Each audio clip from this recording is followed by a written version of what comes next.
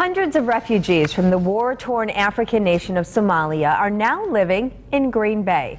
Fox 11's Robert Hornacek is on special assignment tonight and joins us with a preview of his report. I'm learning a lot of new things here. Good morning. Well, good morning, Rachel. That's the whole point. That's why we're trying to do these stories, to help people learn about what's going on in their community. And in the last year, the Green Bay area has seen a sharp rise in the number of Somali refugees. And I spent the last week interviewing people in the Somali community and also gathering some data from the federal, state, and local governments to try to find out the impact the refugees are having on the area.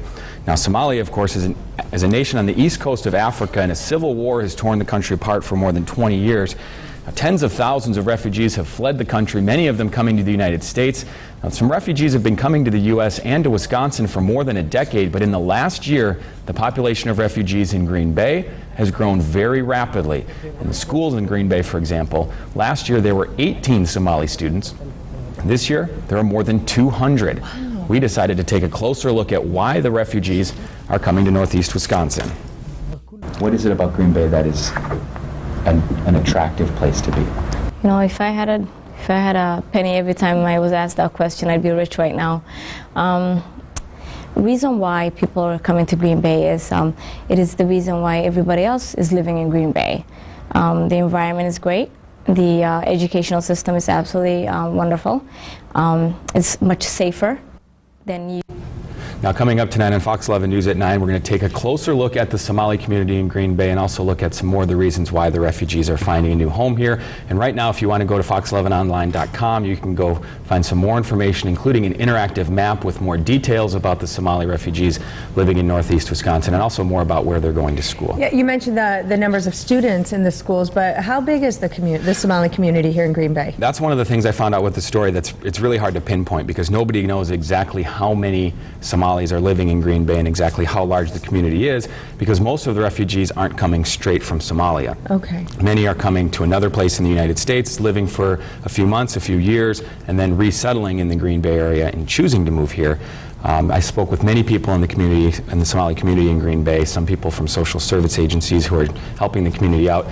They said as many as 500 families could be living here, and usually the families are a little larger. They say that could be a few thousand people. And are there some other reasons why they've chosen Green Bay? You know, there are a lot of reasons. It's almost like there's as many reasons as there are families, and you can't really draw generalizations on the entire community.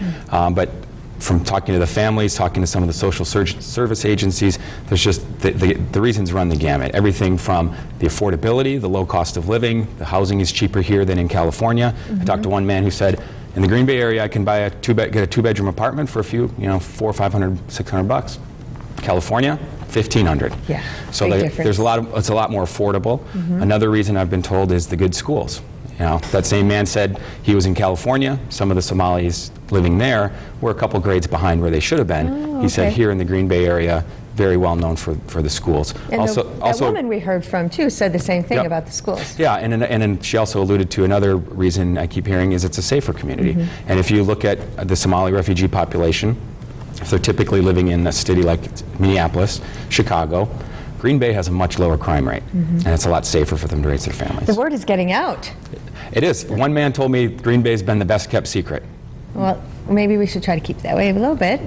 Well, so we can keep the prices down and safe. But that is so interesting that the Somali community is growing here. It is, and it's fascinating to learn about it because we see them in our community. We do, and that's the thing, is the community is growing. There are more signs. You're going to see more, a larger Somali community. There's a new mosque on Velp Avenue in Green Bay where a lot of Somalis go to worship. There's a new grocery store in the area. There'll soon be a new restaurant. There's a community center in the works. So there are a lot of places in the community that are being developed specifically for the Somali community. Well, we appreciate you bringing us the information. So cool. And of course, Robert will have much more tonight at 9. And it's on special assignment. Yep. Does it have a specific title? On special assignment. Is that it? That's it. All and right. we'll also be back tomorrow for a look at the schools.